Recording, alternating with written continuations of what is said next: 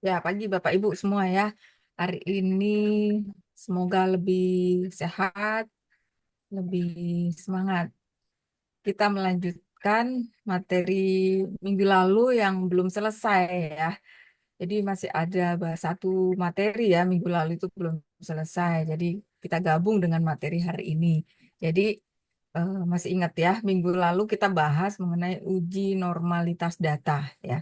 Uji normalitas data sebagai persyaratan dari kalau kita melakukan analisis statistik dengan menggunakan parametrik. Ya, jadi statistik itu ada parametrik, ada non parametrik. Kalau kita menggunakan parametrik berarti harus ada persyaratan yaitu normalitas data. Nah, gimana caranya kita bisa mengetahui data kita itu normal atau tidak normal? Nah, minggu lalu kita sudah belajar ya, bisa menggunakan 3 cara ya. Silakan Bapak Ibu dipilih ya, mau pakai yang Kolmogorov Smirnov atau mau pakai yang diagram ya dengan gambar lonceng yang tegak lurus ya, atau menggunakan Skinner ya. Nah, tiga itu, 3 cara itu sudah kita lakukan ya. Memang yang paling umum itu menggunakan Kolmogorov Smirnov, kemudian yang diagram batang, tapi yang Skinner tuh sepertinya agak jarang sih ya. Tapi kita harus tahu ya kalau ternyata ada beberapa cara apa namanya untuk mengetahui data kita normal atau tidak. Nah, itu sebagai syarat kalau kita mau pakai statistiknya parametrik ya. Tapi kalau kita nggak mau pakai statistik parametrik yang disebut non parametrik, ya sudah berarti asumsi itu tidak diperlukan gitu. Tapi biasanya pilihannya parametrik dulu. Kalau tiba-tiba kita memilih non parametrik, ditanya alasannya kenapa, nah itu harus bisa menjelaskan. Jadi gunakan langkah parametrik dulu, nanti kalau sudah tidak bisa, alternatifnya adalah kita pakai non-parametrik. Nah, hari ini kita lanjutkan. Jadi anggap kemarin kita sudah selesai dengan normalitas. Nah, sekarang kita coba melakukan uji yang menggunakan persyaratan normalitas data. Kita mulai dengan namanya uji T dependen ya. Izin saya share dulu materinya.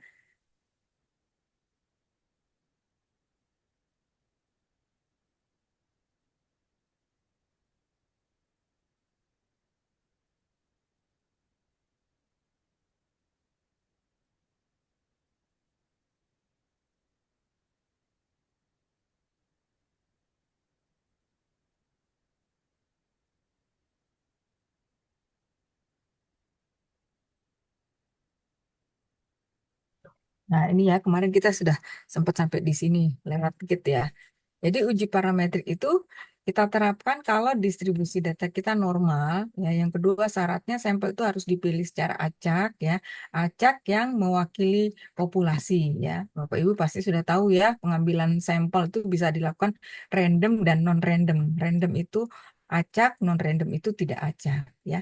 Yang acak itu bisa digunakan berbagai cara, mau pakai komputerisasi, mau pakai manual ya, dikocok gitu ya seperti arisan itu juga bisa. Nah, itu harus dilakukan secara acak kalau kita menggunakan parametrik.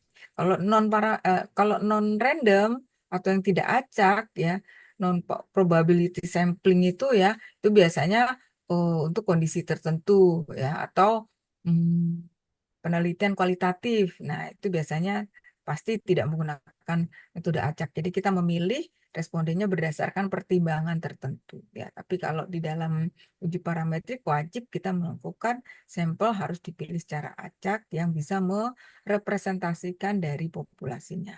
Kemudian skala ukur biasanya menggunakan skala ukur yang rasio atau interval. Nah, untuk jenis uji parametrik itu ya ada beberapa di antara uji T dependen, ya uji T independen, ada uji ANOVA, ada uji korelasi Pearson, kemudian ada regresi linier, ya regresi linier sederhana atau regresi linier yang multi variabel ya. Nah, itu juga bisa dilakukan dengan uji parametrik yang semuanya ini harus datanya normal, itu harus terpenuhi syarat itu. Nah, akan kita lakukan nanti, akan kita pelajari, kita prakteknya.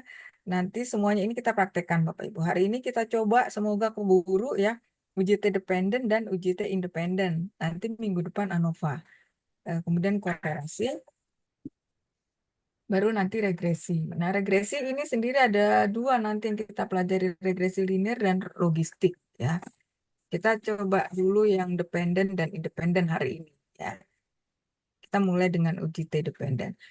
Nah, ini kemarin sudah sempat saya tampilkan ya ini ya.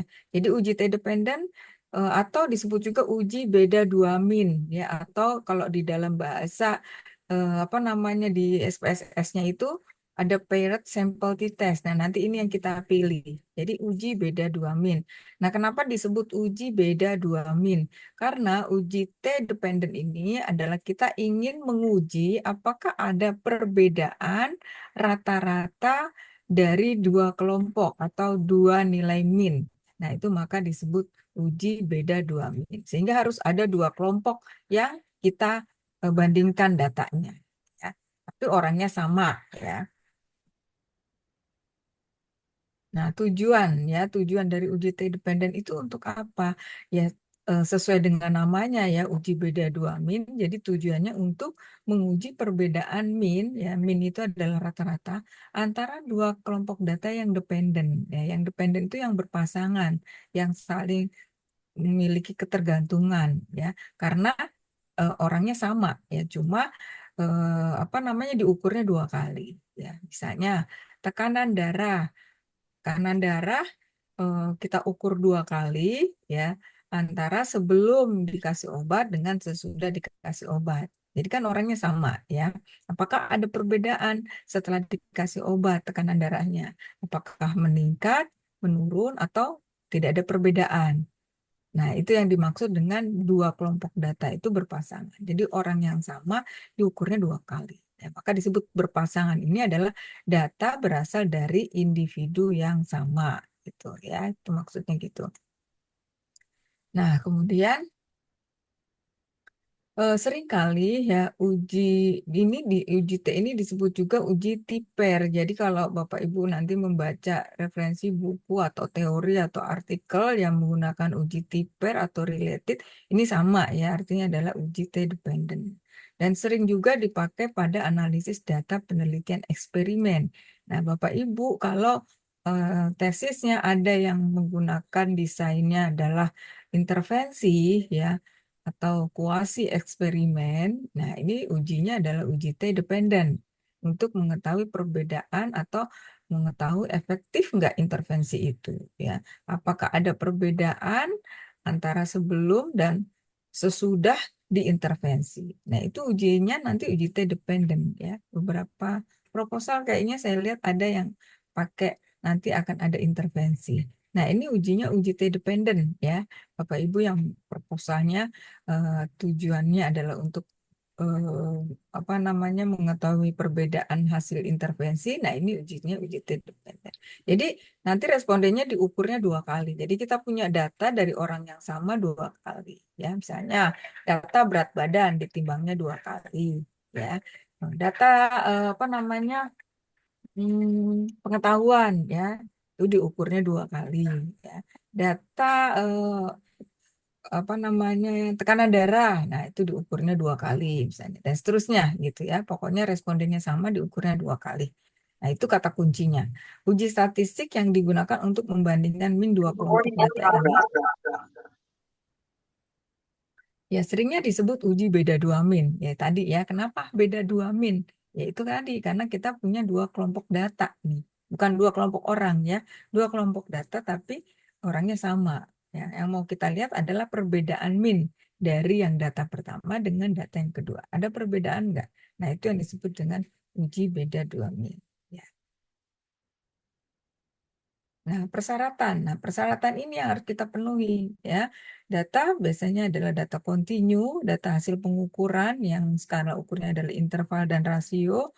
Kemudian dua kelompok dua kelompok sampel ini saling berhubungan. Ya, artinya subjek pada kelompok pertama juga merupakan subjek pada kelompok kedua. Ya, itu maksudnya tadi orangnya sama ya, diukurnya dua kali. Ya. Nah, yang ketiga data yang digunakan harus terdistribusi normal. Tapi atau setidaknya mendekati normal gitu ya. Tapi kalau misalnya data kita tidak normal, ya bukan berarti terus kita merubah desain studi, merubah sampel, responden, dan seterusnya, bukan ya. Tapi kita gunakan alternatif uji lain, yaitu uji Wilcoxon. Nah, ini kemarin yang salah satu yang ditanyakan ya, kalau nggak salah kemarin itu uji non parametrik itu apa aja? Nah, salah satunya uji Wilcoxon. Ya, uji Wilcoxon ini uji alternatif dari uji T dependent kalau data kita tidak normal gitu ya. Jadi jangan khawatir, jangan terus takut ya, panik gitu ya, merubah data, ngambil lagi dan seterusnya.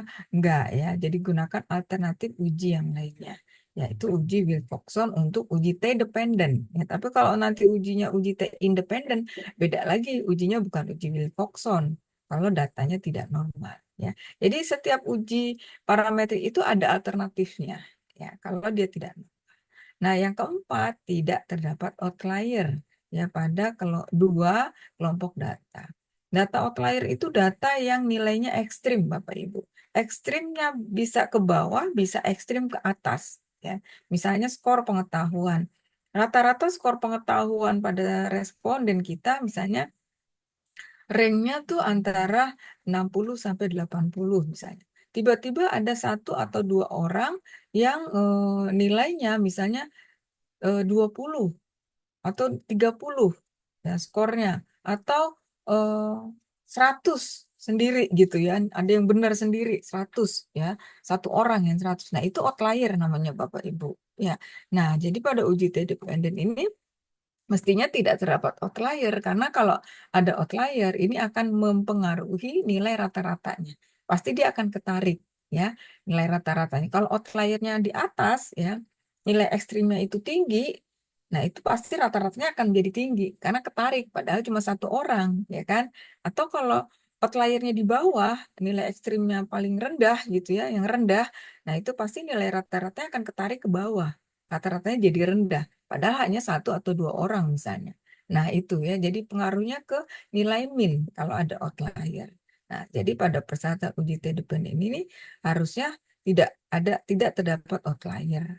Nah, bagaimana mengatasi kalau data kita ada outlier seperti itu? Cek lagi datanya. Benar nggak skor tadi misalnya, kok ada satu orang yang 100, benar nggak dia nilainya 100 gitu? Oh, ternyata salah tulis gitu. Harusnya 70 ya. Atau berapa misalnya 60 ya, kok tiba-tiba kita nulisnya 100 atau bagaimana gitu ya. Nah, dilihat datanya, dicek lagi benar atau enggak ya. Terus kalau ternyata memang benar dia satu orang 100, nah ini kan akan mempengaruhi ya dari yang lainnya. Nah, boleh saja jika kurang dari 10% nilai outlier, boleh aja kita eh, skip gitu ya data yang satu orang ini gitu. Walaupun sebenarnya tidak boleh asal skip ya, tapi ada yang mengatakan boleh ya di bawah 10% boleh datanya kita skip. Tapi pasti otomatis akan mengurangi jumlah sampel kita ya. Ini tuh konsekuensinya. Kalau data kita sekunder, ada ratusan, banyak, 300, 500, kita kurangin satu aja mungkin tidak terlalu berpengaruh. Tapi kalau data kita sedikit ya, kita kurangin satu mungkin bisa berpengaruh pada hasil nanti. Gitu ya. Jadi ini persyaratan uji T dependent. Tidak terdapat outlier. Nah, kemudian di dalam interpretasinya nanti ada apa namanya hasil output yang akan kita baca, Ibu.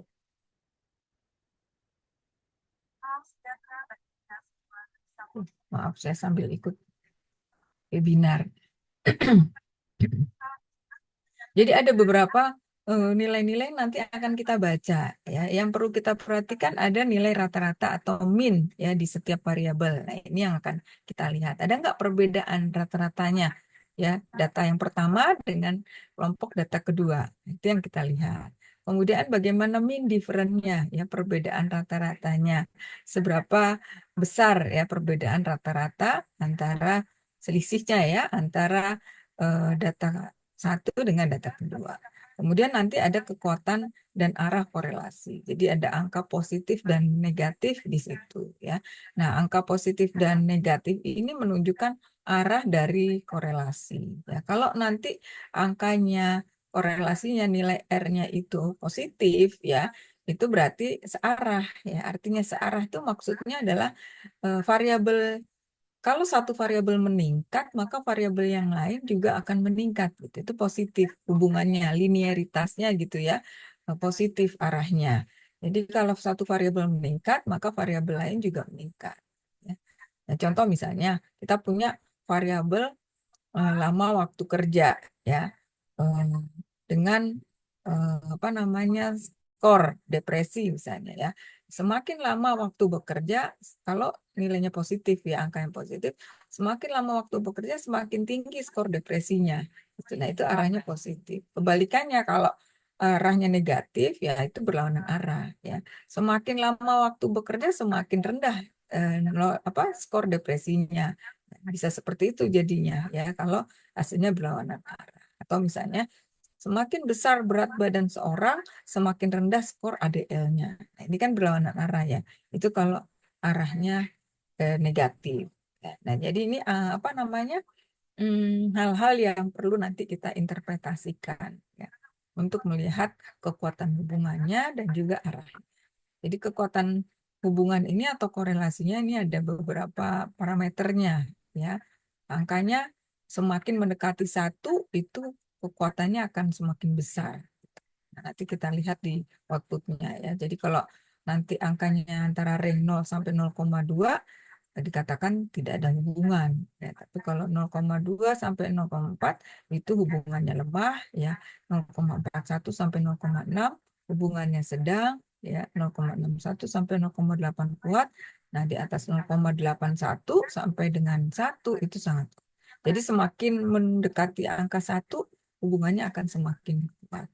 Nah, ini mungkin nanti diinterpretasi ya yang kita akan lihat di outputnya. Nah, ini contoh ya. Contoh penggunaan uji T dependen pada suatu penelitian. Misalnya kita punya pertanyaan penelitian, apakah ada perbedaan nilai pengetahuan mata kuliah statistik sebelum belajar dengan sesudah belajar? Jadi kita punya dua data ya. Data nilai pengetahuan sebelum belajar sama nilai pengetahuan sesudah belajar. Nah, itu kata kuncinya Bapak Ibu ya. Kata-kata sebelum dan sesudah.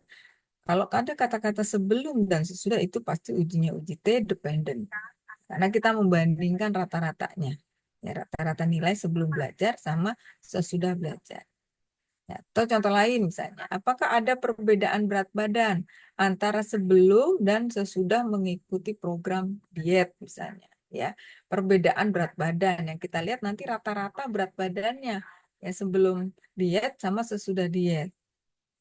Nah, ini pasti pakainya uji T dependent. Jadi yang penting adalah variabelnya adalah data kontinu ya. Data kontinu itu data hasil pengukuran yang skalanya bisa interval atau rasio ya, bukan data kategorik ya, bukan data kategorik yang baik, sedang ya, rendah misalnya bukan begitu ya, tetapi hasil dari pengukuran ya berat badan, tinggi badan, kadar gula misalnya, skor depresi, skor ADL ya, dan lain-lain. Nah, itu data-data kontinu ya yang skalanya bisa rasio atau interval. Yang penting datanya harus itu. Tapi kalau datanya dikategorikan ya nggak bisa kita pakai uji T dependent. Harus pakai uji yang lain dan tidak relevan nanti jadinya ya dengan tujuannya. Gitu Bapak Ibu ya. Maka apa namanya hasil ukur dari data kita itu harus jelas ya hasil ukurnya apa. Apakah dalam bentuk skor atau mau kita kelompokkan karena akan berpengaruh pada uji apa yang akan kita gunakan. Nah, dari dua contoh ini Bapak Ibu bisa memberikan contoh lain. Silakan. Siapa yang bisa memberikan contoh lain? Boleh. Monggo. Sambil merenung dulu.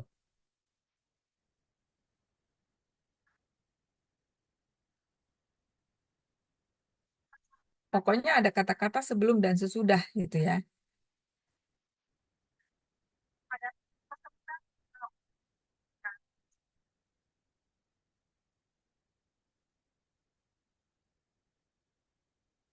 Silakan Bapak Ibu. Ya, misalnya perbedaan berat badan anak Mhm. setelah pemberian telur selama 1 minggu. Bisa. Perbedaan berat badan antara Apa, sebelum dan sesudah ya, intervensi pemberian hmm, telur. ya betul ya. Jadi ada kata-kata sebelum dan sesudah intervensi ya, karena memang analisis dependency test ini eh, biasanya memang untuk yang uji intervensi ya, yang desain penelitiannya ada intervensinya gitu. Silakan. Iya, terima kasih Bu Susi ya. Ya. Yang lainnya? Perbedaan kadar hemoglobin ibu hamil Mhm, sebelum dan mhm, sesudah diberikan mhm. tablet FE. Ya, betul ya, seperti itu. Jadi intervensinya si ibu itu kita kasih tablet zat besi ya. Kemudian sebelum kita kasih tablet zat besi kita ukur dulu HB-nya. Ya, kita ukur HB-nya, kemudian kita kasih tablet zat besi, kemudian nanti efeknya kita lihat lagi dengan ukur lagi HB-nya. Ya. Nah, kira-kira seperti itu ya, apa namanya, contoh penggunaan uji T dependent. Saya rasa cukup ya, dua contoh tadi, udah paham lah ya. Nah, sekarang kita tinggal ke aplikasi. Silakan Bapak Ibu buka data ASI. Perlu saya kasih waktu untuk membuka data ASINya biar kita bisa praktek. Karena kalau cuma mencermati aja, apa namanya, kurang ya, kurang maksimal gitu. Akan lebih baik kalau juga sambil mengikuti, sambil praktek. Sudah dibuka data ASINya atau perlu waktu? Ditunggu, Bu. Oke, Bu, ya, ya, ya, oke, saya tunggu ya. bentar.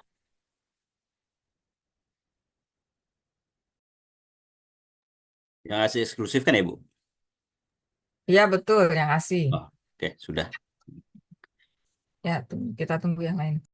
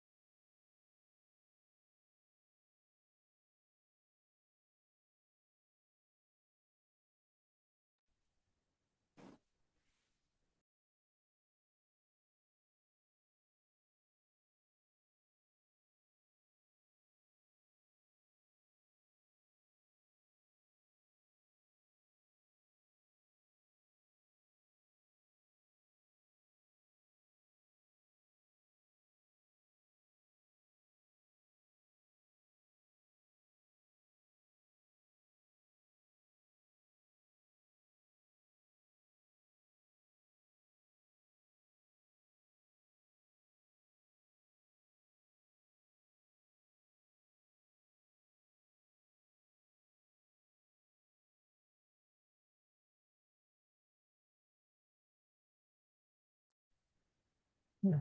Sudah semuanya? Sudah, Ibu. Ya, Pak. Oke. Yang lainnya gimana, Ibu-ibu? Sudah, Bu.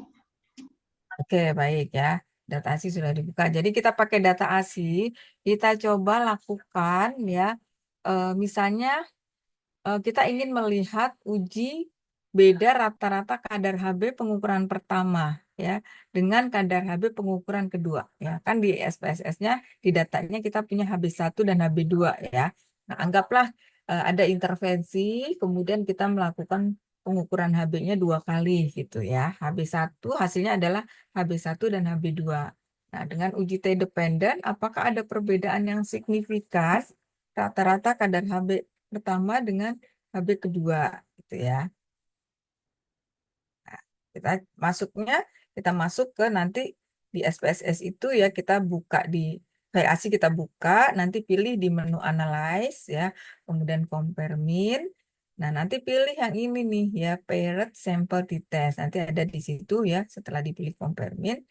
Kemudian masukkan nanti ada kotak ya, kemudian klik HB1, HB2 ya, pindahkan semuanya masuk. Sudah ya, langsung klik OK lalu akan keluar outputnya. Itu aja langkahnya untuk uji dependency test ini ya, tidak banyak yang kita klik-klik ya, cukup nanti akan muncul seperti ini. Nanti tinggal dimasukkan semua ke kotak kanan ya, dan nggak ada yang kita apa-apain lagi ya, kita langsung saja oke. Nah, nanti kita lihat outputnya. Saya ke SPSS ya, coba kita lihat hasilnya sama nggak. Dari yang Bapak Ibu input ya, 50 data. Kita masuk semuanya ke menu analyze ya. Menu analyze, sudah ketemu ya.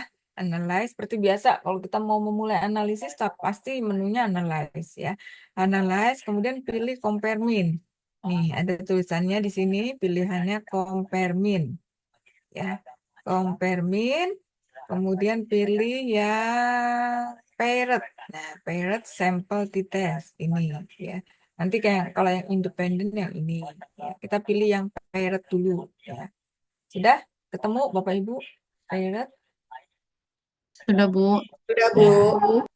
Ya, diklik ya, klik saja. Nah, muncul kotak seperti ini. Nah, sudah ini ada variabel 1 ya, variabel 2.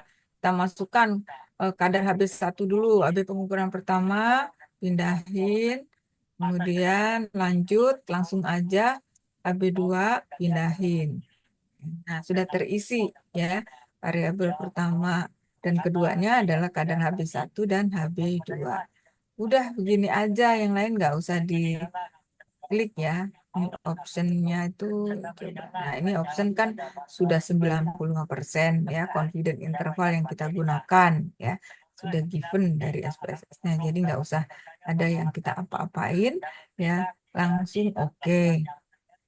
Coba kita cek sama nggak hasilnya.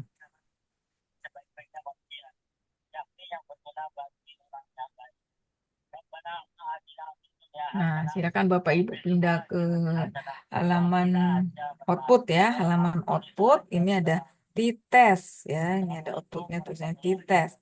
Nah, ada 3 tabel sini ya hasilnya. Tabel paired sample statistik, kemudian ada paired sample correlation, kemudian ini yang akan menjadi hasil akhirnya. Jadi paired sample t-testnya. Jadi ada 3 output ya yang akan keluar. Nah, sekarang coba kita samakan dulu datanya. Dari hasil tadi, output yang pertama, tabel pertama, kadar Hb1 rata-ratanya 10,346, Hb2-nya 10,86. Jumlah responden harus terisi 50. Ada yang berbeda? Sama, Bu. Apa tuh? Aman? Keren sekali. Mm-mm. Ya, ya. Aman? Bapak Aman. Ibu, nggak ada yang berbeda ya? Kalau ada Aman, yang Bu. kalau rata-ratanya ada yang berbeda, berarti ada yang salah input di kadar Hb. Gitu. Nah, Bapak Ibu harus tahu nih ya, hasil datanya benar atau enggak. Karena kalau enggak dicek-cek, nanti kan pas ujian kita pakai data ASI, hasilnya jadi salah. Ya, karena ada salah input. Jadi dari sekarang harus ketahuan mana data yang salah input ya. Nah, ini akan kita pakai terus ya.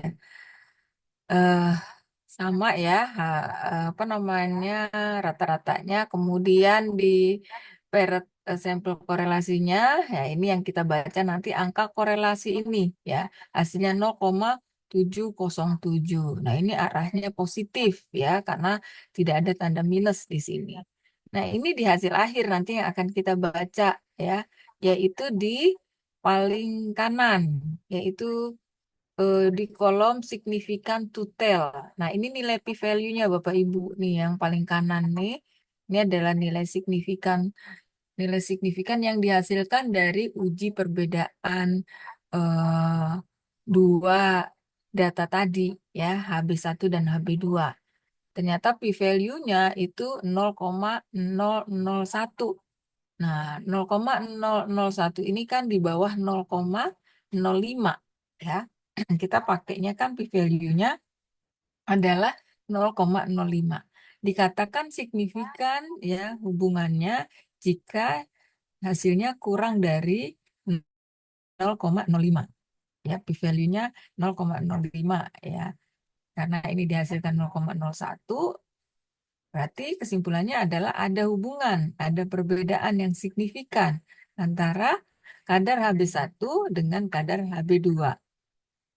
Ya, jadi ini yang kita baca nih di kolom terakhirnya. Nah, ini sudah ketemu. Oh, jadi pemberian intervensi apa misalnya ya, pemberian intervensi tablet tambal darah ternyata cukup efektif karena hasilnya signifikan. Ada perbedaan yang eh, signifikan antara kadar HB sebelum diberikan tablet tambal darah dengan sesudah pemberian tablet tambal darah gitu ya. Nah, ini angka terakhir atau nilai p-value yang kita baca. Saya kembali dulu ke PPT, penjelasan lengkapnya ada di sini. Nanti Bapak Ibu bisa kalau ada yang mau ditanyakan. Saya zoom dulu. Ini outputnya tadi ya. Nah, jadi kita interpretasikan dulu yang output pertama, ya, yang tabel pertama. Ya, tabel pertama ini. Jadi Bapak Ibu nanti di laporan tesisnya juga harus menampilkan ya isian dari tabel ini, walaupun tabelnya nggak harus seperti ini, malah nggak boleh ya. Maksudnya harus kita ketik sendiri, kita bikin sendiri tabelnya yang bagus sesuai dengan standarnya ya. Jadi dari tabel ini, output pertama ini kita lihat ya. Ada di sini variabel HB1 dan variabel HB2. Nilai rata-ratanya HB1 dengan HB2, mana yang lebih tinggi Bapak Ibu? HB2, Bu. HB2. HB2, Bu. Nah, rata-rata HB2 yang paling tinggi, yang lebih tinggi daripada HB1. Ya, jadi setelah dikasih intervensi, ternyata rata-rata kadar HB responden, 50 responden ini meningkat gitu ya. Bisa kita katakan seperti itu. Nah, dari sini kita lihat ada peningkatan memang ya, dari 10,346 menjadi 10,86 ya. Nah, ini secara kasat mata kita bisa lihat ya apa namanya perbedaan nilai minnya. Nah, apa namanya? Setelah kita lihat ada perbedaan rata-rata itu, ya apakah memang kalau dilihat dari angkanya memang berbeda ya, tapi perbedaan ini signifikan atau enggak? Nah, ini yang makanya harus kita lihat dengan nilai statistiknya yang tadi ya, yang 0,001 tadi gitu ya. Jadi ini kita interpretasikan dulu. Jadi bisa kita tuliskan. Tabel di atas menunjukkan bahwa nilai rata-rata kadar HB pengukuran pertama 10,346. Ini mestinya ada satuan nih, lupa saya ya. Jadi Bapak Ibu harus mencantumkan satuan ketika menginterpretasikan ya. Kadar HB satuannya gram per desiliter ya. Nah, harus ditulis gitu ya. Misalnya berat badan juga gitu, satuannya harus dicantumkan. Nanti saya betulkan. Kemudian, sedangkan nilai min kadar HB pengukuran kedua adalah 10,86 gram per desiliter. Ya. Bila dilihat dari tabel tersebut, memang terdapat perbedaan min ya antara HB1 dengan HB2. Tapi kita perlu lihat signifikannya. Ya, nah ini interpretasi untuk output pertama. Nah, langsung kita masuk ke output hasil akhirnya. Nah, kita lihat di sini ada min. Di sini ada min ya, min 0,514 ya. Min 0,514 ini adalah selisih ya. Selisih nilai rata-rata HB1 dengan HB2. Nah, HB1 kan 10,36 ya, dikurang 10,68, ini hasilnya minus minus 0,514 ya. Ini menunjukkan selisih ya. Tanda minus ini pasti minus ya, karena kan eh, apa namanya, hasil akhirnya lebih tinggi ya daripada hasil awalnya gitu. Artinya ada peningkatan ya. Jadi tapi kita nggak usah meributkan soal minus di sini ya, karena ini hanya menunjukkan perbedaannya aja ya, selisihnya antara HB1 dengan HB2 gitu. Nah, kemudian hal ini berarti bahwa selisih tersebut bernilai antara, jadi kalau di populasinya, di populasi kita lihat di 95% confident interval ya. Seperti yang sudah-sudah ya, 95% confident interval ini ada batas bawah dan batas atas ya, lower dan upper. Jadi artinya di populasi itu kita meyakini perbedaannya ya, selisihnya itu antara 0,7931 sampai dengan 0,2349 gitu. Ini di populasi. Jadi kita meyakini bahwa di populasi itu perbedaan rata-rata min HB1 dengan HB2 itu rentangnya ini gitu ya. Kira-kira seperti itu cara membacanya. Nah, yang paling penting adalah kita membaca ini signifikan to tail, karena ini sebagai hasil akhir dari uji T dependen. Nah, diperoleh p-value-nya dihasilkan 0,001 ya. Kita bandingkan dengan p-value 0,05 ya, yang menjadi parameter kita mengatakan ini hubungan signifikan atau tidak ya. Karena angkanya di bawah 0,05 maka kita katakan ada perbedaan yang signifikan ya antara kadar HB1 dengan HB2. Nah, kalau kita mau interpretasikan lagi lebih dalam lagi, berarti cukup efektif pemberian intervensi, misalnya intervensinya tablet tambah darah terhadap kadar HB responden.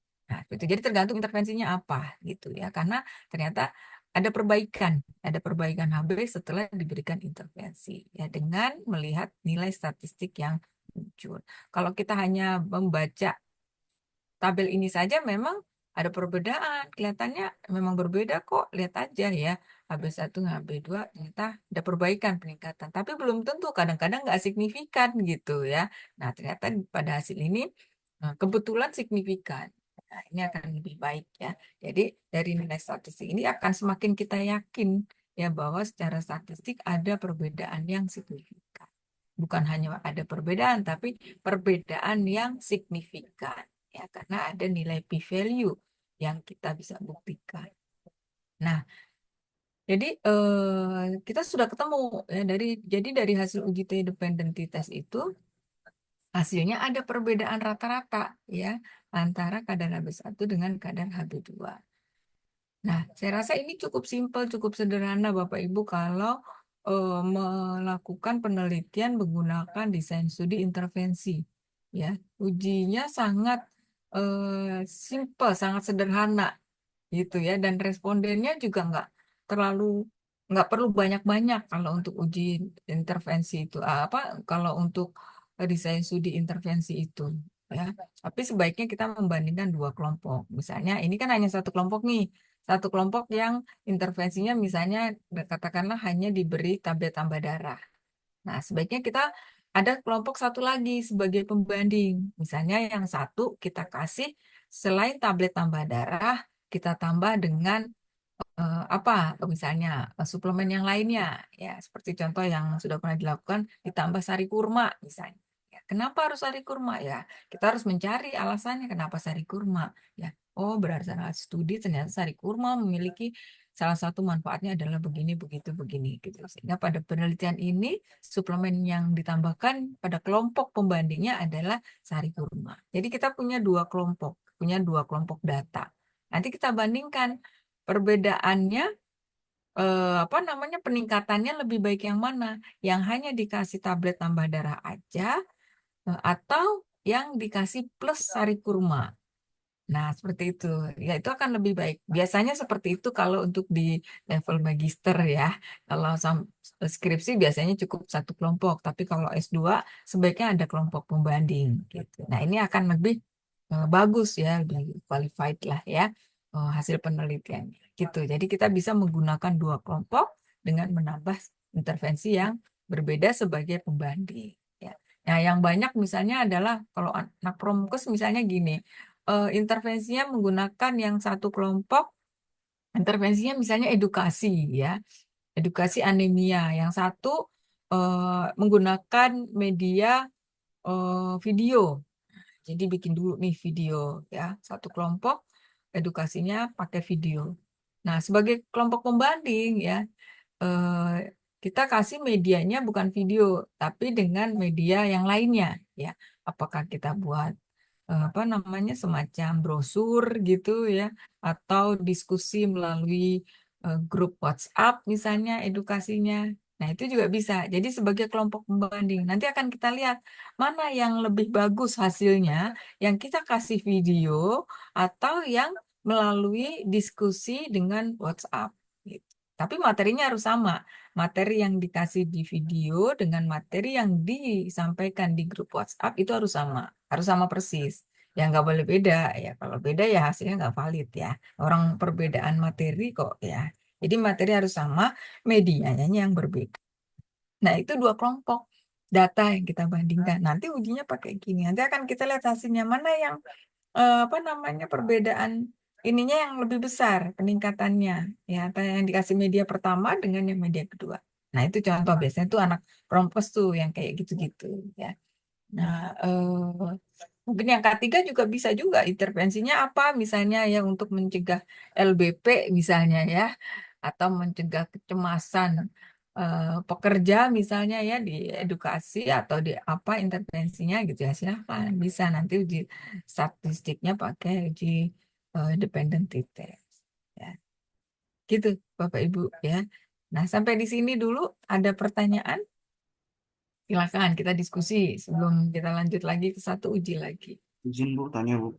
ya, silakan. Bu, ini kan kalau interpretasi eh, kadar HB kan ini satuannya kan jelas ya Bu. Kalau untuk Mm-mm. pengetahuan seperti apa ya Bu? Oh, kalau pengetahuan nggak ada satuannya ya sudah skor aja, nilai kan. Jatuhnya kan hanya nilai kalau pengetahuan. Nggak perlu skor. Ya sudah, nilai pengetahuan 78 rata-ratanya ya. Nilai pengetahuan apa misalnya pengetahuan apa dulu sih ya? Misalnya pengetahuan anemia. Ya sudah, memang kan kalau nilai ya nilai, satuannya nggak ada gitu. Jadi artinya yang ada hasil pengukuran yang seperti ini tuh yang ada satuannya ya. Tapi kalau yang skor depresi ya nggak ada satuan ya skor aja gitu. Gitu Pak. Baik Bu, terima kasih. Heeh. Ya sama-sama. Ya silakan yang lainnya. Ada lagi? Izin Bu bertanya, Silakan Bu. ya kan rencananya nih ya Bu untuk penelitian Mm-mm. kan tentang peningkatan pengetahuan narkoba dan sikap terhadap pencegahan penyalahgunaan narkoba gitu ya Bu. Nah berarti lebih baik menggunakan sampelnya ini atau gimana Bu? Karena di penelitian-penelitian dia memakai endgame juga ada. Bentar, saya tutup dulu ya, soalnya yang nanya jadi nggak kelihatan kalau ditampilkan tuh. Ulang, Bu Ilion, gimana maksudnya? Narkoba tadi gimana? Ya, rencana kan penelitian saya itu kan tentang peningkatan pengetahuan dan sikap terhadap penyalahgunaan narkoba. Perbedaannya gitu Bu antara metode daring dan luring seperti itu.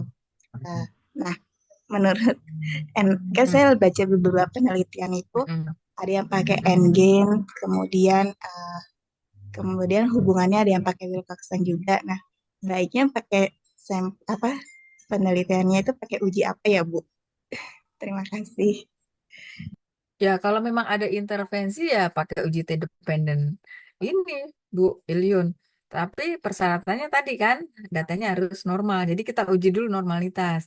Tapi kalau ternyata hasil datanya nggak normal, ya berarti pakai Wilcoxon, Ibu. Gitu. Pindah ke Wilcoxon. Sama aja langkahnya, banyak di apa namanya di YouTube-nya juga ada, bisa pelajari sendiri. Sama Ya, aja sederhana juga kok.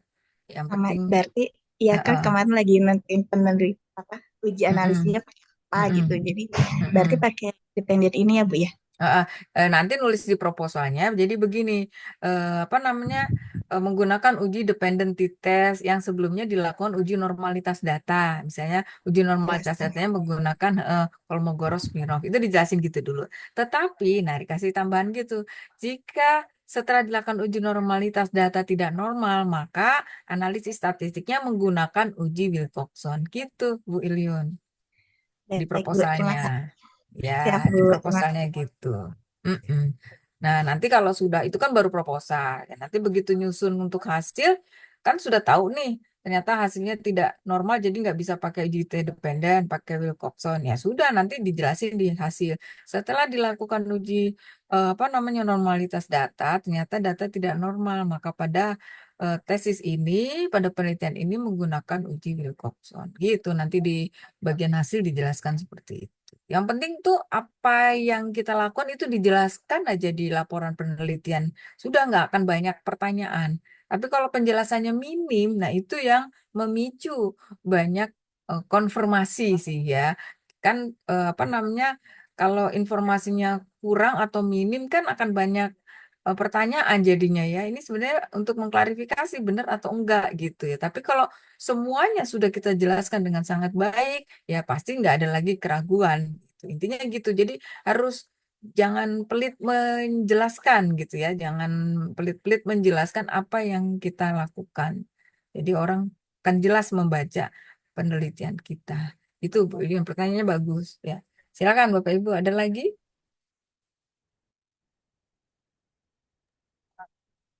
Izin Ibu, Ya, Bu Afri ya, silakan. untuk uji T ini ada ketentuan N-nya berapa, Kak Bu? Oh, ya, ini kan sebenarnya biasanya untuk desain studi yang intervensi ya.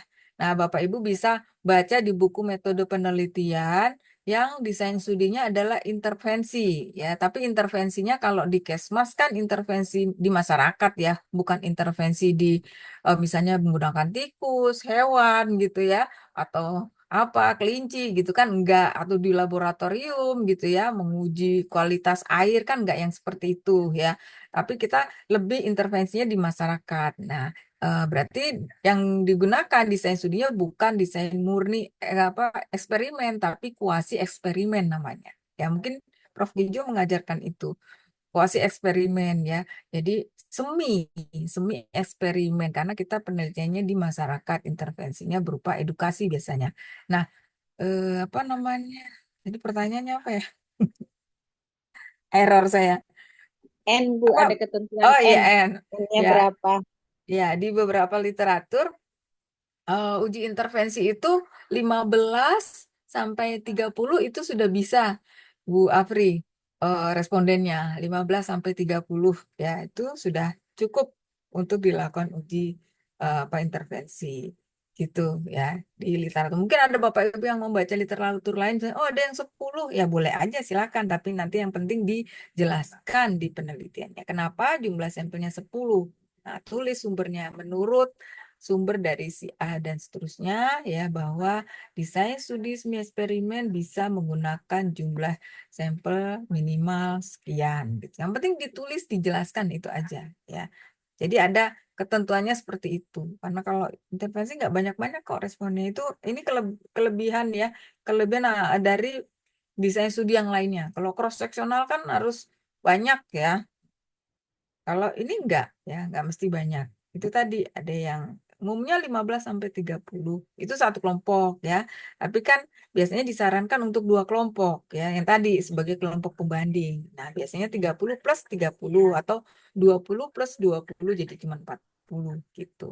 Atau 15 dan 15. Satu kelompok 15, satu kelompok 15. Jadi 30 ya. Kelompok 1 15, kelompok 2 15 jadi 30. Misalnya intervensinya mahal Bu, soalnya kan harus beliin sari kurma. Sari kurma satu aja berapa gitu ya. Terus di intervensinya dikasih sari kurmanya 3 kali, 3 botol. Nah, satu orang 3 botol, dikali 15 berapa? Jadi ambil sampelnya nggak terlalu banyak ya silahkan nggak apa-apa ya. Jadi penelitian itu kan harus menyesuaikan dengan sumber daya. Ya, sumber daya itu bisa manusia, ya kan, bisa uang, waktu ya. Nah, itu harus dipertimbangkan. Jangan kita meneliti terlalu ideal ya, tetapi sebenarnya kita tidak mampu. Jadi penelitian itu harus disesuaikan dengan sumber daya Bapak Ibu semua, ya, dengan tidak mengurangi validitas datanya, gitu. Ya, gitu Ibu ya. Silakan Terima dibaca kasih, Bu. metrinya. Kalau berniat untuk desain studi yang seperti ini. Ya, satu lagi barangkali pertanyaan sebelum kita lanjut ke berikutnya. Izin Bu, Sabri Bu. Ya, silakan Pak Sobri ya, silakan Pak Sobri. Bu, untuk sampel bisa di eh, apa kuasi eksperimen atau eksperimen itu Mm, mm, mm, 15 atau 30 kan cukup ya mm. Bu. Ya cukup Pak. Apakah kita tidak perlu mempertimbangkan populasi? Setiap responden atau sampel yang kita tentukan itu ada kriteria, namanya kriteria inklusi. Ya, kriteria inklusi itulah yang menjadi apa namanya dasar kita memilih responden tersebut. Nah, ada kriteria inklusi dan ada kriteria eksklusi. Jadi misalnya kita menggunakan dua kelompok data, yang satu kelompok pembanding, yaitu harus sama karakternya antara kelompok satu dengan kelompok dua. Ya, ya persamaan karakter ini harus kita pertimbangkan, ya. Apakah nanti akan berpengaruh kepada hasil? Ya, contoh misalnya intervensinya dalam bentuk edukasi. Ya, nah responden yang kita jadikan sampel, eh, kita harus mempertimbangkan apa namanya tingkat pendidikan mereka. Jangan misalnya kita ambil apa namanya yang sekelompok satu tingkat pendidikannya cenderung tinggi, misalnya yang kelompok satu SMP ke atas, sementara kelompok kedua beragam, ada yang nggak sekolah sama sekali, ada yang sampai SMA misalnya. Nah, ini kan tentu akan berpengaruh pada hasil. Ya, kita intervensi tentu pengetahuan orang, penerimaan responden yang tidak pernah sekolah dengan yang sekolah tingkat tinggi pasti kan akan berbeda. Nah, jadi karakter yang seperti itu yang harus kita pertimbangkan. Itu namanya kriteria inklusi yang akan kita tentukan. Misalnya kita ambil semua responden kita karena intervensinya pengetahuan, kita ambil semua yang apa namanya SMP atau misalnya yang SMA ke atas misalnya, yang SMA ke bawah nggak kita ambil karena khawatir nanti akan berpengaruh pada hasil misalnya. Silakan aja itu dipertimbangkan gitu. Jadi harus seperti itu. Ya, karena kalau enggak, nanti karena ini terkait intervensi pengetahuan, pasti penerimaan orang juga akan berbeda, ya. Padahal edukasinya sama, medianya sama, sementara pendidikannya berbeda jauh gitu. Nah, itu yang harus dipertimbangkan karena itu bisa berdampak pada hasilnya, pengetahuannya. Nanti jadi bias gitu. Lah ya iya jelas aja apa namanya rata-rata skornya rendah. Soalnya ternyata respondennya banyakan yang nggak sekolah.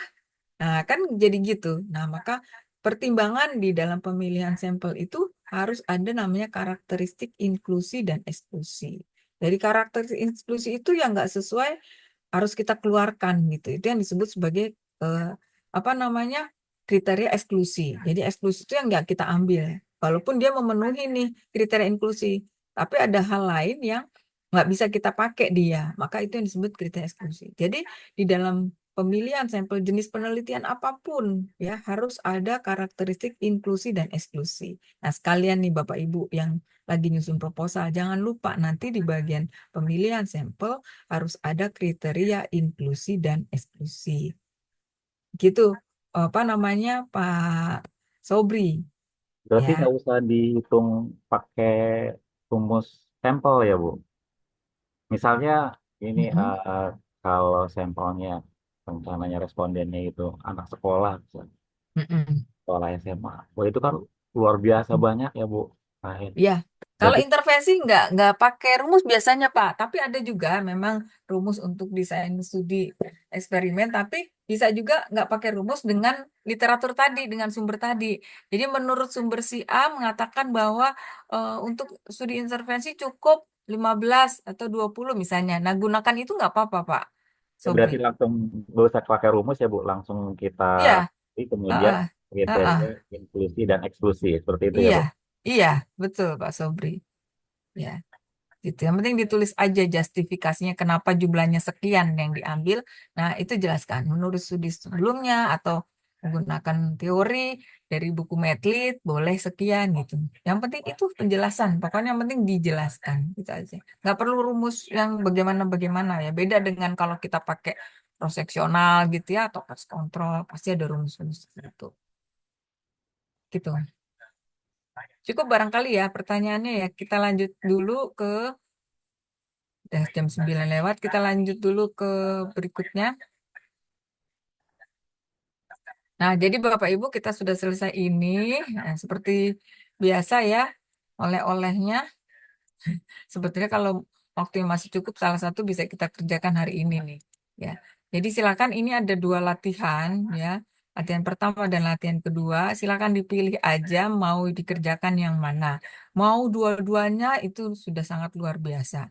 Ya, silakan dipilih, nanti kerjakan seperti tadi langkah-langkahnya. Ya, kita lihat nanti apakah contoh nih latihan 1 ada nilai pri dan post test ya.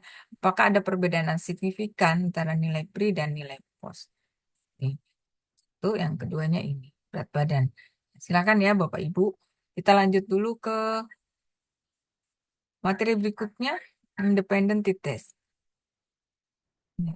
Jadi materi yang kedua ini sama tujuannya, sama-sama tujuan tapi ada perbedaannya. Ya, kita lihat ya, Bapak Ibu silakan menyimak perbedaannya di mana gitu ya.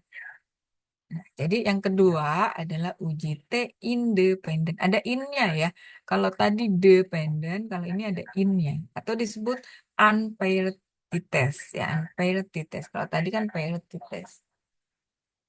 Jadi uji T independen atau unpaired test. Nah, tujuan dari uji T independen ini sama ya, sama-sama mengetahui perbedaan rata-rata nilai min.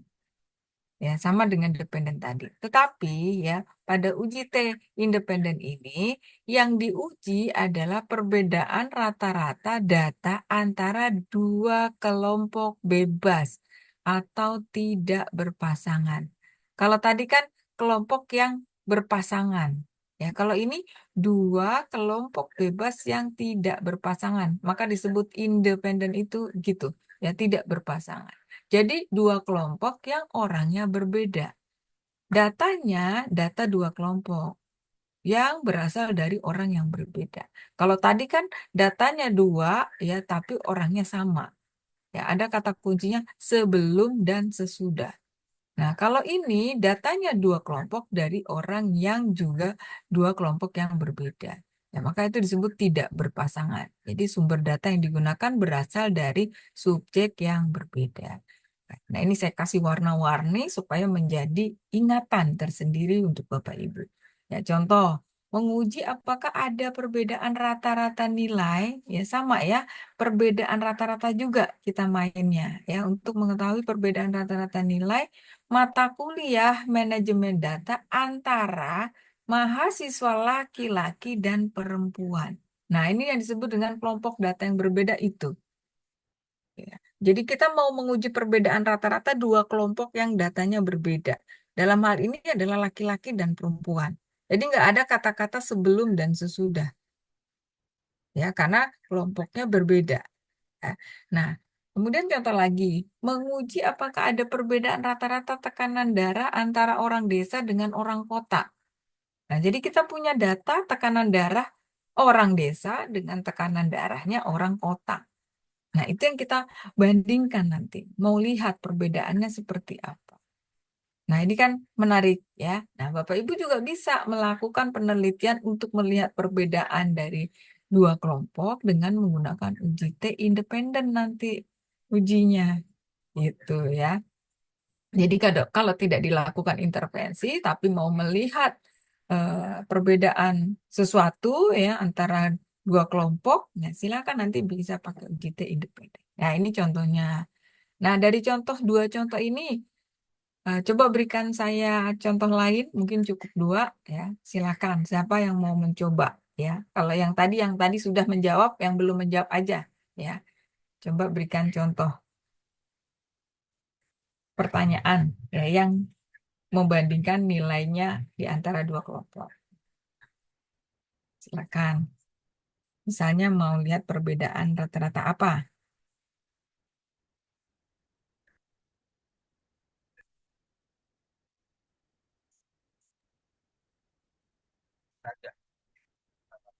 Loh, Bu. Ya, silakan Untuk Pak kasusnya Sepung. ya, Bu. Contohnya, Untuk contoh kasus. ya, contohnya seperti ini kalimatnya. Bikin kalimatnya seperti ini. Contohnya Ya, apa?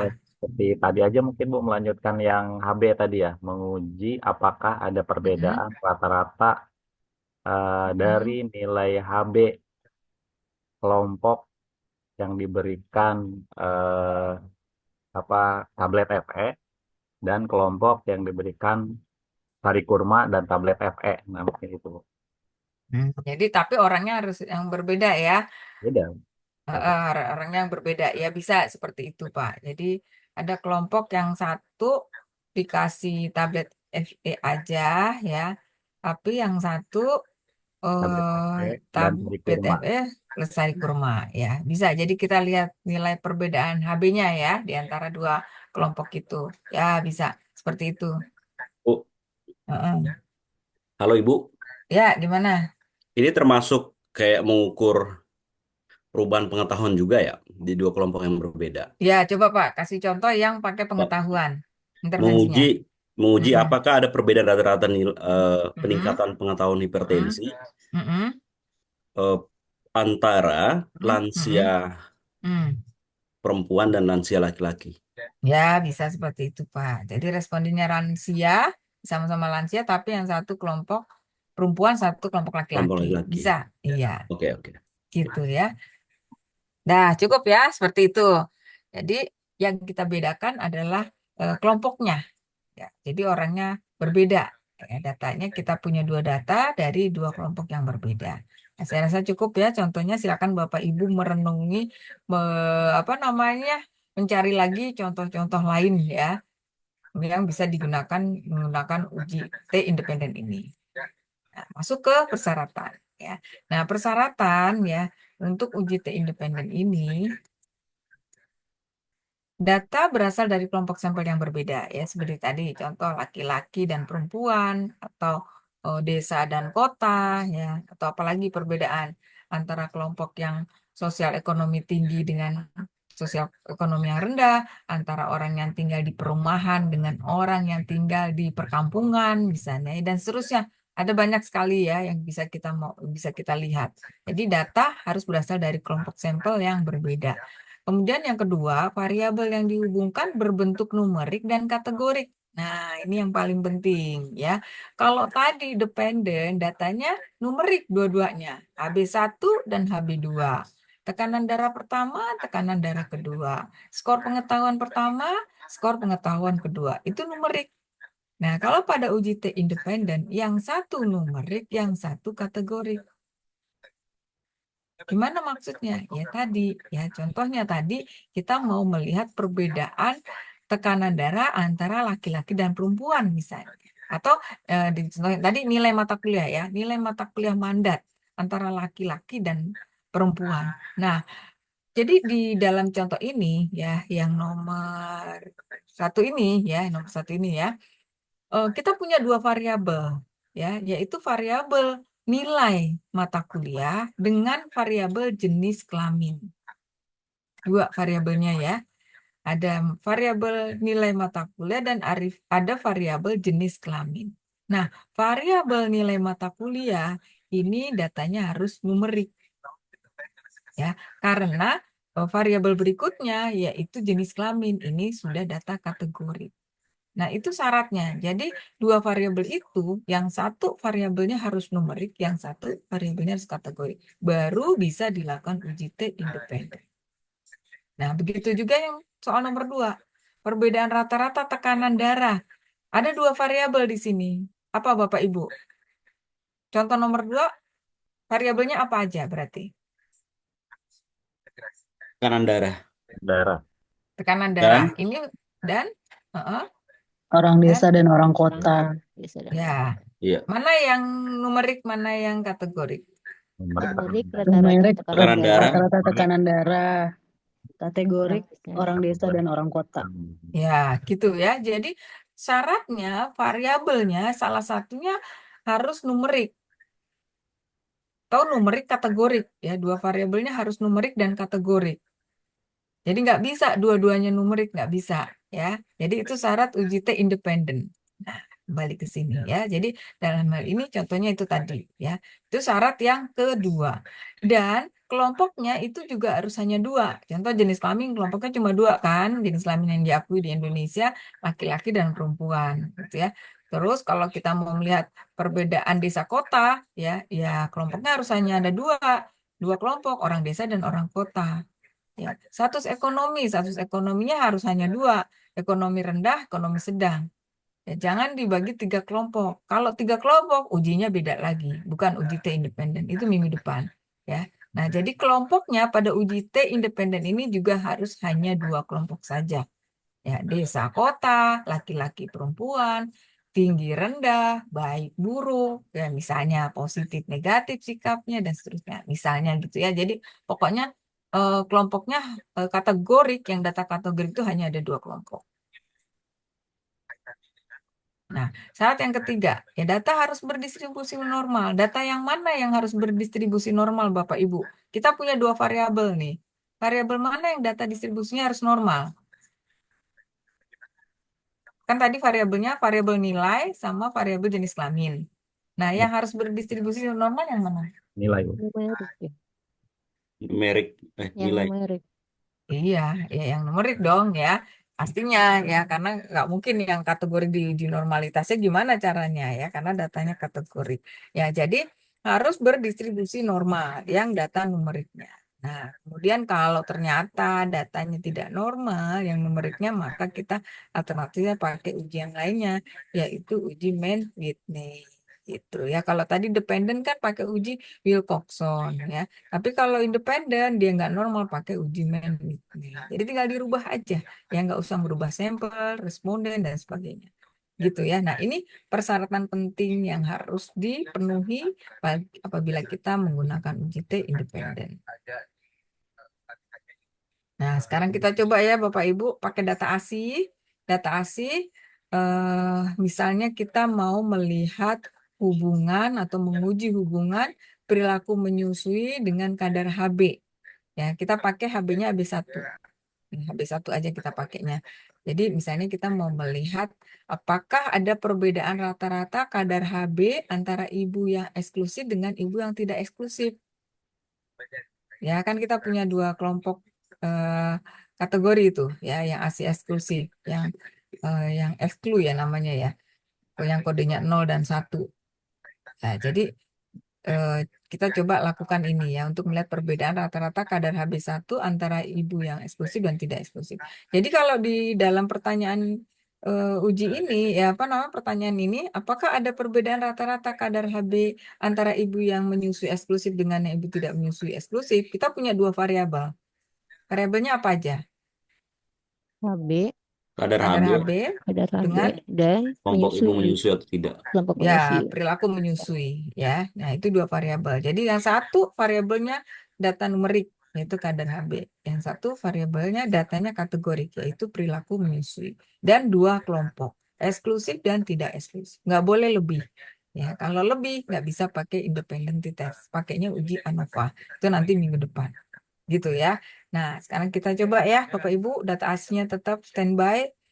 Nah, kita masuk ke menu analyze nanti, pilih nanti compare mean, ya seperti tadi. Nah, nanti pilihannya yang independent sample t-test. Kalau tadi kan paired ya pilihnya, yang ini independent sample t-test. Nanti muncul kotak, tes variabel.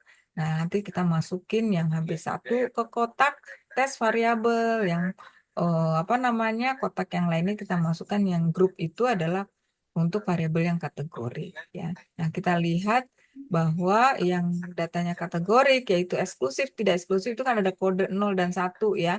Jadi kita harus tahu kodenya apa data kategori kita. Ya kalau kodenya 1 2 ya nanti masukin 1 2 gitu ya. Tapi kalau kodenya 0 1 ya masukin sesuai dengan kodenya gitu. Jadi harus kodenya yang kita masukkan kemarin ya. Nah setelah itu nanti continue dan oke. Ya cukup itu aja, juga nggak perlu dikutak-atik pilihan yang lainnya. Jadi nanti Bapak Ibu akan muncul kotak seperti ini ya, pindahkan ke kotak atas tes variabel itu untuk data numerik. Jangan ketukar. Ya yang data numeriknya yang di atas. Nah, yang kotak bawah yang ada tulisannya grouping variabel ini adalah data kategori grup. Namanya juga grup ya, kelompok, data yang sudah dikelompokkan. Nah, itu masukkan yang untuk data kategoriknya, yaitu eksklusif. Ya, pindahkan ke sini, nanti akan muncul tanda tanya begini. Nah, supaya tidak muncul tanda tanya, maka nanti define grupnya ini harus kita klik. Ya, kita langsung ke SPSS-nya aja ya. Itu nanti setelah itu akan muncul outputnya. Kita masuk ke SPSS, data ASI ya Bapak Ibu. Nah, ini. Jadi tadi tujuannya kita mau lihat apakah ada hubungan apa namanya eksklusif dengan kadar HB ya yang kita pakai HB1. Nah, di eksklusif ini kita punya dua kelompok, kodenya 01 ya. Yang 0 itu yang eksklusif atau tidak ya? Kita cek dulu ya. Yang 0 itu tidak eksklusif ya. Nih, kode 0 tidak eksklusif, 1 eksklusif ya, 0 tidak eksklusif. Nah, ini jadi kita mau melakukan uji hubungan antara perilaku menyusui dengan kadar HB. Kadar HB datanya adalah numerik. Kita masuk ke menu analyze ya, Bapak Ibu silakan dipilih seperti tadi menu analyze terus compare min terus pilih independen. Kalau tadi kan paired ya, paired ini sekarang independen. Diklik aja independennya. Ya, sudah muncul ya kotaknya, kotak independen sampel key test. Nah, kita masukkan kotak yang tes variabel ini untuk variabel yang datanya numerik. Ya, yang datanya numerik kita pakainya tadi kadar HB ya. Pakainya yang kadar HB1. Nah, kadar HB1-nya diklik. Pindahkan. Kemudian kotak yang grouping variabel ini untuk variabel yang datanya kelompok. Yaitu perilaku menyusui atau ASI eksklusif ya. Pindahkan yang ASI eksklusif ini ke sini. Nah, sudah Bapak Ibu muncul begini nggak? Muncul. Muncul, Bu. Ya, tanda tanya ya. Iya. Nah, kemudian kita klik define group. Nah, kita harus mendefinisikan kelompoknya dulu nih. Ya, eksklusif ini kelompoknya apa? Nah, jadi pada grup 1 kita isi kodenya. Ya, kode yang pertama 0.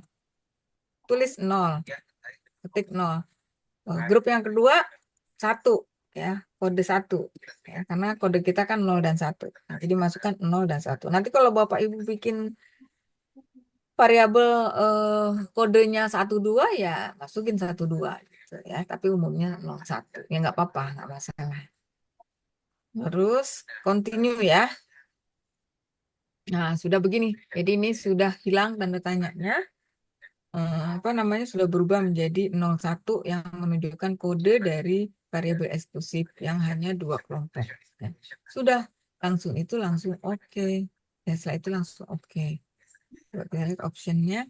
Nah, optionnya juga nggak perlu ya, sudah otomatis 95%. Sudah langsung oke. Nah, silakan dibaca output paling akhir. Seperti biasa ya, kalau kita running pasti outputnya itu di paling bawah. Jadi jangan salah baca nanti. Kalau biasanya kan kita running tuh berkali-kali ya. Aduh, yang mana ya outputnya ya? Baca yang paling akhir ya, Bapak Ibu. Itu yang terbaru. Atau kalau yang lain mau di-delete ya delete saja daripada bingung. Biasanya kita kan coba-coba. Ini nggak signifikan hasilnya dicoba deh. Coba kalau kelompoknya dibikin 3 kelompok, dibikin ini misalnya ya pada saat uji chi-square misalnya. Itu bisa aja berkali-kali. Jangan bingung nanti mencari outputnya di paling bawah. Nah, dari hasil output uji T independen, kita lihat sini ada 2 output ya. Output pertama, output kedua. Output pertama menunjukkan bahwa yang tidak eksklusif ada 24, sama ya hasilnya ini sudah pernah kita cek. Yang eksklusif 26. Nah, ini nilai rata-rata. Jadi nilai rata-rata HB pada ibu yang tidak eksklusif 10,421. Rata-rata HB pada ibu yang ASI eksklusif 10,27. Jadi yang ASI eksklusif HB-nya lebih rendah dibandingkan yang tidak eksklusif. Ya, jadi dari hasilnya. Nah, kemudian yang kita baca nanti ini Bapak Ibu ini output terakhirnya ini ya. Jadi di sini ada kolom namanya Leventi test equality of variant. ya. Ada kolom level test. Nanti setelah kita baca level testnya, baru kita masuk ke kolom yang ini, t-test for equality of mean. Nah, dari kolom yang ini, kolom yang kedua ini, nanti yang kita baca adalah nilai signifikan yang ini, signifikan to tell. Nah, ini nih kolom ini nih untuk melihat p-value-nya itu ada di sini Bapak Ibu. Nah, cuma masalahnya di sini p-value-nya kan ada dua nih. Ada yang 0,717, ada yang 0,719. Yang mana yang kita ambil? Nah, ini harus ada pertimbangan. Ya, saya langsung di sini aja ya. Nanti PPT-nya belakangan. Jadi, karena nilai signifikan atau p-value-nya ada dua, ya, 0,717 dan 0,719, maka kita harus baca level test-nya dulu, Bapak Ibu. Ya, kolom level test. Jadi, level test ini untuk melihat homogenitas varian dari data. Ya, nah kita lihat di sini dulu. Baca yang disignifikan ini. Mohon diperhatikan Bapak Ibu. Jadi kalau di sini nilai signifikan hasil level testnya itu lebih dari 0,05 ya, lebih dari 0,05, maka kita bacanya ambil nilai signifikannya itu yang di atas. Ya. Tetapi kalau dia nanti hasil signifikannya di sini kurang dari 0,05 ya, maka kita ambilnya yang di bawah. Itu nilai signifikannya. Jadi kita baca level testnya dulu. Kalau di atas 0,05, ini kan 0,790 ya. Dia kan berarti di atas 0,05. Maka kita ambil nilai p-value-nya adalah yang atas, yaitu 0,717. Tapi kalau nanti di sini angkanya di bawah 0,05 ya, maka p-value-nya kita ambil yang bawah, 0,719. Itu cara gampangnya. Ya, jadi langsung begitu. Sampai di sini dulu, ngerti nggak maksudnya? Jadi sebelum kita baca nilai signifikan ini, kita baca dulu nilai level testnya.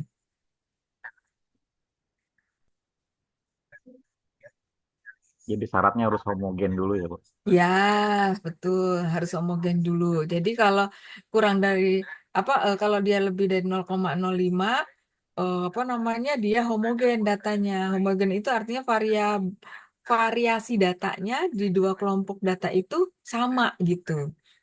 Ya, sama.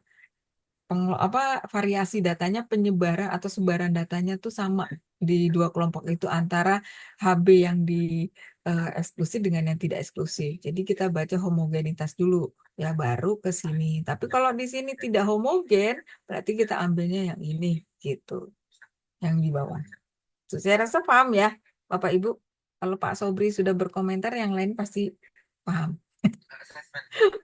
Komentar bingung di Gimana? sini. Dua-duanya independen sampel t-test atau yang bawah itu, Bu, yang karena nggak homogen itu uji alternatifnya, Bu. Yang mana? Yang mana? Oh Yang enggak, tadi. uji alternatif. Oh Oh, enggak Pak, ini enggak, dua-duanya bukan. masih sama, masih Masih, independen sampel t-test, masih, masih. ya, masih Walaupun Pak. nggak homogen, Bu, masih Ya, bisa kita pakai. ya, karena bukan soal normalitasnya, ini Ya. soal homogenitasnya. Iya, gitu. Ini masih sama independent test. Gitu ya, Bapak Ibu semua, saya agak percepat karena sudah mau jam 10. Saya lanjut ke PPT-nya. Nah, jadi ini ya, jadi tadi hasilnya kan begini. Nah, jadi kita lihat di sini, kalau kita lihat di sini memang ada perbedaan yang signifikan nih antara kadar HB yang tidak eksklusif dengan yang eksklusif gitu ya. Tapi kan kita perlu buktikan seperti tadi secara statistik hubungannya signifikan atau enggak. Nah, maka kita baca yang ini tadi gitu. Nah, ini sudah saya kasih penjelasan nih ya dengan sangat detail ya. Jadi kalau bingung nanti kenapa ngambilnya 0,717 ya, silakan baca keterangan di sini ya.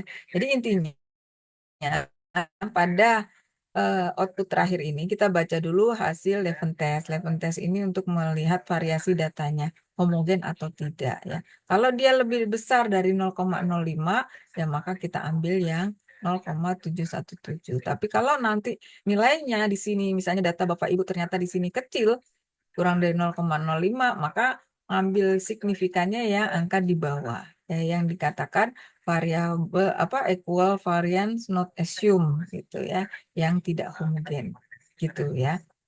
Nah, sudah ketemu. Nah, di sini kita simpulkan p-value-nya 0,717. Nah, parameter dikatakan signifikan lebih kecil dari 0,05 atau lebih besar dari 0,05? Lebih kecil, Bu. Lebih kecil ya, 0,717 ini lebih besar dari 0,05, berarti tidak ada hubungan yang signifikan. Rata-rata kadar HB dengan perilaku menyusui, atau tidak ada perbedaan min rata-rata kadar HB antara ibu yang menyusui dengan yang tidak menyusui. Gitu. Ya, karena p-value-nya besar, lebih dari 0,05. Walaupun kalau kita lihat di sini, ini kelihatan berbeda, tetapi ternyata perbedaan ini tidak signifikan, gitu. Nah, itu kesimpulan akhirnya. Jadi tidak ada tuh perbedaan, jadi sudah terjawab pertanyaan penelitian kita tadi. Apakah ada perbedaan antara rata-rata kadar HB ibu antara yang eksklusif tidak eksklusif? Nah, sudah terjawab, tidak ada perbedaan yang signifikan rata-rata kadar HB ibu antara yang eksklusif dengan yang tidak eksklusif.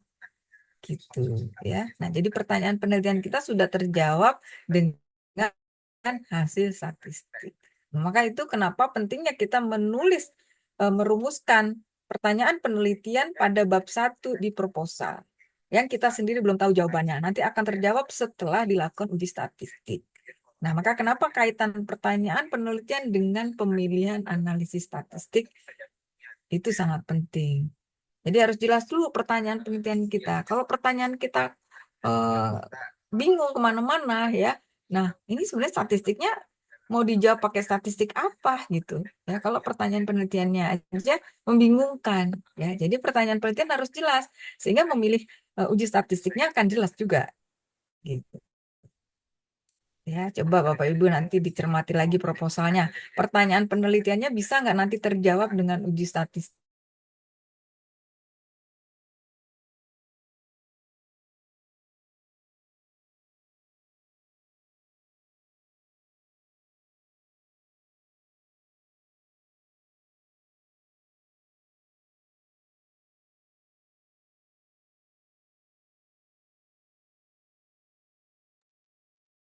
Pak Zobri, Ya, suara independen ibu. belum ya? Kenapa? Kenapa, Bu? Tadi suara ibu nggak ada. Kenapa, Bu? Tadi suara ibu tidak ada.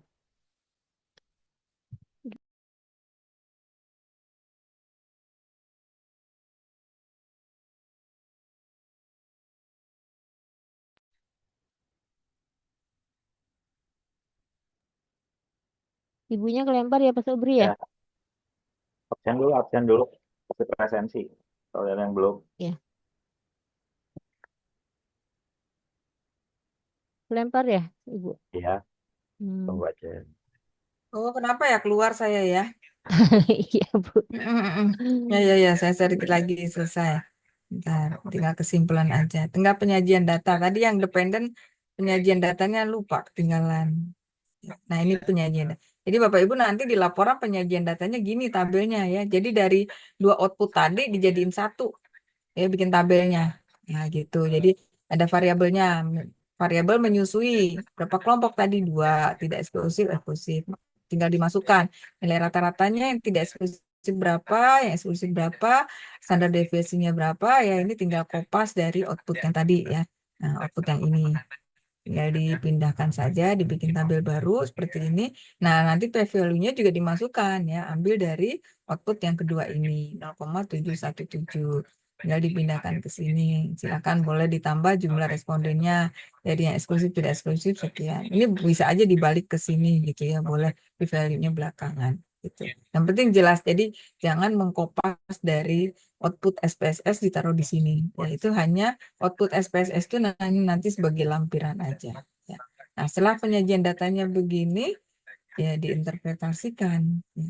Jadi kita baca dulu nih dari sini. Rata-rata kadar HB yang tidak eksklusif sekian, yang eksklusif sekian gitu ya. Nanti baru terakhir baca nilai p-value-nya yang hasil statistik. Gitu. Sudah seperti itu. Ya, jadi penyajian data selalu harus ada ya. Yang tadi juga independen tadi juga penyajian datanya seperti ini ya. Jadi judul tabel jangan lupa nomor tabel tabel, jangan lupa judulnya apa, misalnya distribusi rata-rata kadar HB responden menurut pengukuran pertama, kedua, di mana tahun berapa gitu ya. Nah, silakan bikin seperti ini. Variabelnya apa? Kadar HB. Kategorinya pengukuran satu, pengukuran kedua. Rata-ratanya berapa? Perbedaan min, korelasi, nilai korelasinya masukin ya, value-nya, jumlah responden. Ya, itu nanti ya. Jangan lupa setelah tabel pasti ada interpretasi. Gitu ya. Nah, setelah selesai ya, silakan Bapak Ibu ya menikmati oleh-olehnya. Boleh dipilih. Ini ada 3 ya. Selesai 1, 2, 3 ya. Silakan dipilih yang kira-kira paling susah kalau menurut saya sih ya. Tapi kayaknya nggak ada yang susah sih. Orang datanya data asli semua. Jadi silakan dipilih mana yang mau dikerjakan ini untuk independen. Jadi 1 untuk tugas untuk yang independen, 1 untuk yang dependen. 2 tugasnya ya. Begitu, Bapak Ibu. Nah, ini masih ada 2 menit. Dan yang ketiga sudah mau kuliah, silakan nggak apa-apa kalau mau live duluan. Sobri di Bentar foto dibuka dulu dulu. Ya, dokumentasi. buka Ya, dulu. yang lainnya apa tanya? Foto dulu Iya, ya. Bu. Ya, ya. Oke. Kalau yang promkes siapa hari ini? Setelah saya. Pak Saminga. Tahu Prof. Hijo. Izin belum bisa on cam, Ibu. Oke. Ambil ya. Sudah, 1, Pak 2, Sobri. 3. Sudah. Nah, baik ya. Ya gitu ya Bapak Ibu ya. Saya kirim materinya ke Pak Sobri. Nanti Ibu, silakan dilihat itu di ya. Gimana? Ibu bisa nanya ntar aja Bu, ini terkait dengan proposal kami Boleh. ke tempat praktek, ke praktek lapangan. Nah, kami kan ada 2 kelompok Bu, sedang Pak Sobri, membuat promkes atau 3? Sebentar. Ya. promkes. Pak Sobri Promkes, Bu. K3 atau yang promkes? Promkas. Promkes. Oh, yang promkes. Iya. Gimana? 2 Nah, kelompok. 2 Terus? kelompok dengan topik yang berbeda, masing-masing 10 dan 9. Ada informasi semalam bahwa proposalnya jadi satu saja, termasuk dengan banner untuk di lapangan. Ini mohon apa namanya info dari Ibu ya, kira-kira seperti apa?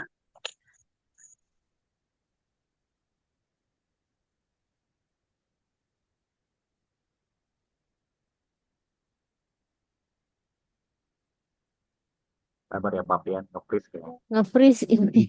Iya, ya.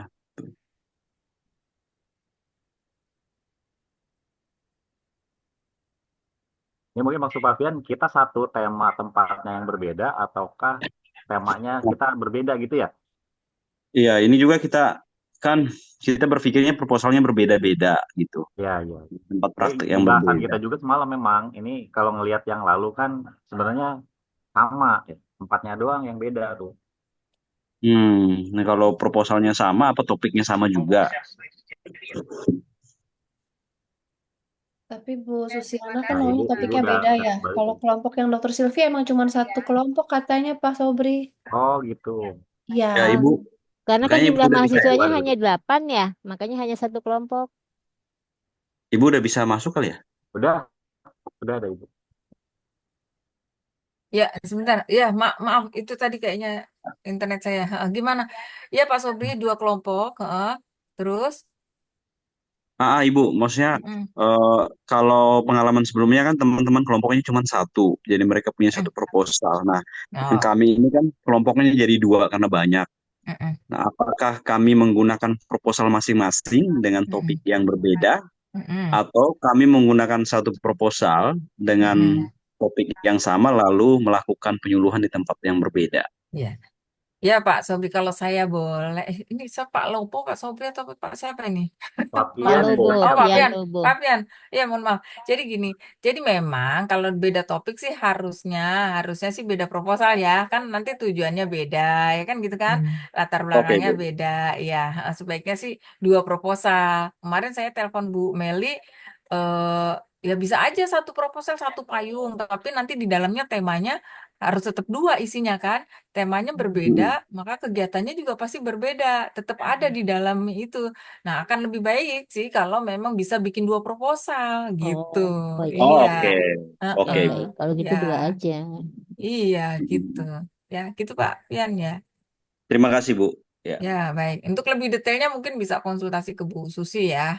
Apa namanya Oke. kegiatan Bu, dan izin lain-lainnya. bertanya apakah untuk pembiayaan semua dari mahasiswa atau ada dari kampus, Bu?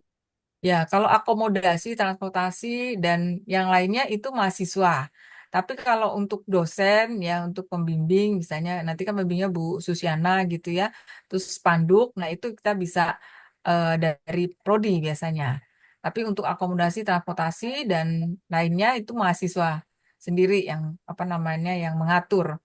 Prodi hanya Oke. untuk pembimbingan, terus paling ya itu spanduk ya, nanti bisa dikoordinasikan dengan Mas Heru atau Mbak Anggi Bu ya. Anggi. Mm-mm, Oke. mm-mm. Ya, Spanduk bisa gitu. bisa masing-masing kelompok dapat satu ya Bu? Bisa, bisa, bisa Pak Pian. Oke. Mm-mm. Oke Bu ya. Nanti tinggal di ini aja kan judulnya apa ya, nanti gampang lah itu teknis ya, koordinasi aja. Ya, ya Ibu Heeh. ya. Ya. Oke, begitu ya Bapak Ibu. Cukup ya. Oke Ibu. Baik, Heeh, cukup Bu. ya. Terima kasih. Sama-sama. Ya, Assalamualaikum warahmatullahi wabarakatuh. Selamat siang. Waalaikumsalam. warahmatullahi wabarakatuh. Salam Ibu. Makasih Bu. Pak Kunto, recordingnya matiin.